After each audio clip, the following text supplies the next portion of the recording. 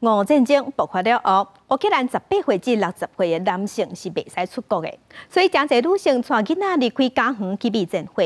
挖进乌克兰南部的罗马尼亚，就有侪乌克兰的妇女甲囡仔，因为语言文化无同，伫他乡生活真无简单，加上各具战争的心理创伤，因的生活真艰难。今仔日行入世界边界系列报道，台记台采访团队有访问到国际救援组织，同齐来了解因伫罗马尼亚安怎协助这的乌克兰难民。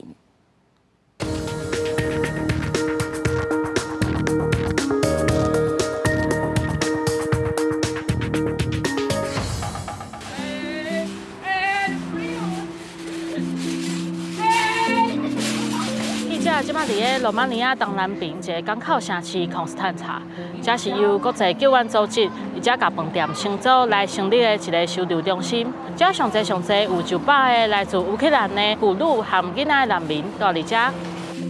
导览去罗马尼亚的一个乌克兰的负责人，伊带囡仔伫遮生活，大人无用咧传中斗顿，囡仔敢若会当伫边仔耍。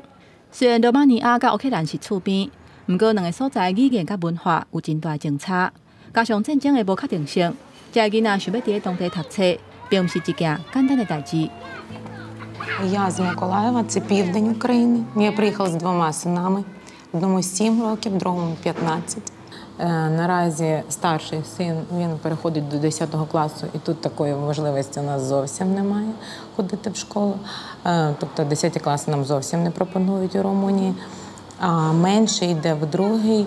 Тут ми в школу ще не ходимо.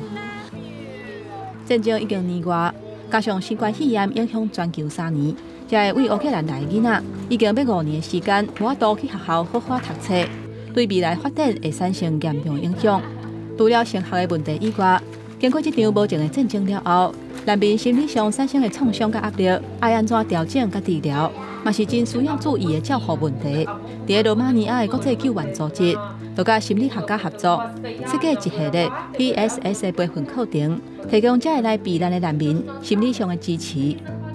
Мы проходили онлайн-тренинг для того, чтобы ознакомиться, как начинать работать с детьми. И на данный момент у нас 2-й и 3-й тренинг непосредственно офлайн с психологом. 透过 PSS 培训的课程，乌克兰的负责人用讲故事或者是耍游戏的方式，让囡仔伫青训的环境当中，消透战争互因的惊吓甲不安。另外，伫课程结束了后，国际救援组织也会提供经费，或者妈妈会当持续辅导囡仔。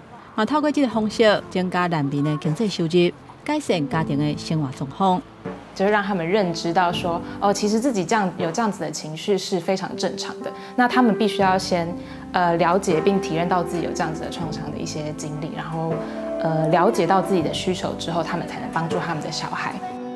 战争已经超过当半，国界关注的是难民的心理状况，要怎减轻战争带来的创伤。必须要靠时间和耐心来行这条久长的路。记者吴定宇、林建如，罗马尼亚采访报道。